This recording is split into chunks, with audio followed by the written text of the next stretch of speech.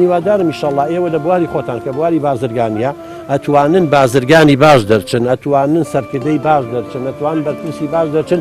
هیوادارم دوای ئێمە ئەو نامەی ئەیرێتە دەستێەوە بۆ نەوەی داهاتوو ئینشەڵڵا بیپارێزن. ئەو ئاڵای کوردستان کە بەرهەمی خوێنی شەهیدانە بتوانن ئێوە بیپارێزن. دکتۆر پرسیارە لە جەناب ئەمانەی کە لێرەن هەمویان خوێنکاری زانکۆن جەنابیش و پرۆفیسۆری ئەو مامۆستا بەڕێزەش مامۆستای مەکتەبی سەرەتایی خۆت بووە چی هەیە بە مامۆستاکە دێستە؟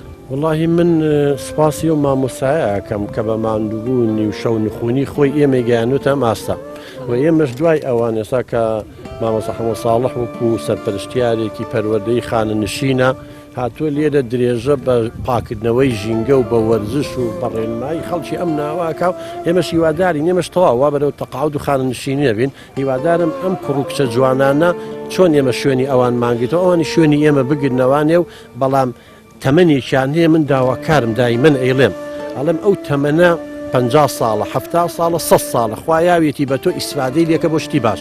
ئێستا ئەم فەیسبوک و ئەنتەرنێتە هاتووە وەڵڵاهی بڵم چی خێر و بەرەکەتێکە هەموو دنیای بۆ هێناویتە ماڵەوە. من داوا لەم کوڕ کچە گەنجە جوانە ناکەم سوود لەم ئەنتەرنێتە وەرگن، سوود لەم تۆڕە کۆمەڵایەتیانە وەرگن بۆ ڕۆشنبیری خۆیان. ئێستا منە کۆلێجی بازرگانین بڕوا بێسەدان بحوسی و توێژینەوەی تیا لەسەر بازرگانی ئەتوانی ئیسفادێکی زۆر باشی لێەکەن. با ڕێزی ئەم مامۆستا بەڕێزە بگرین، با دەستی بگرین بە هەموو شێوەیەک. چۆن ڕێزی بگرین با بە گوێی وانەکانی بکەین. من لە ئەوروپام برا، من لە ئەوروپام وەڵڵاهی مناڵەکانم فێر کردووە تا ئەم محازەرەکەی تەواو بێ گوێ لێ بگرو تەطبیقی کە نەکە گوێ نەک لەم گوێ بچێتە دەرژەوە.